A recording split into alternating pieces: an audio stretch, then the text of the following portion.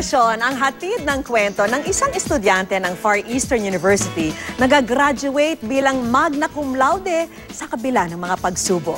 Nag-viral pa nga siya sa internet at yan po ang good news na tinutukan ni Bernadette Reyes.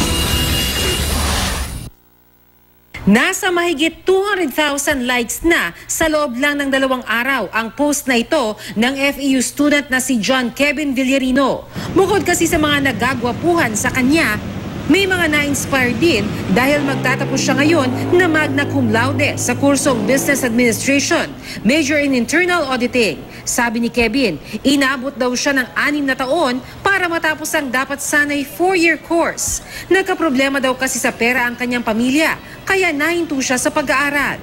Pinasok raw niya ang samot-saring trabaho, maituloy lang ang pag-aaral. Nag-work po kasi sa fast food, call center industry, nag-online tutorial po, nag-typing job and all.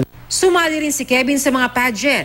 Ang premyo, pandagdag sa tuition at pambaon. Makikita mo yung determinasyon niya mag-aral. Hindi ngunit wala siyang pangtustos, ay ito'y tigil na siya, kundi diskarte sa buhay.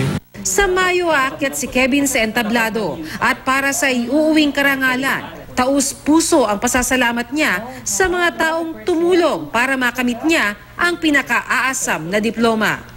Sa lahat po na sumuporta, tumulong, kaibigan ko, and kay God, and parents ko. Salamat sa pagiging part ng journey ko. Kulang yung thank you. Kulang po yung thank you para sa inyo po.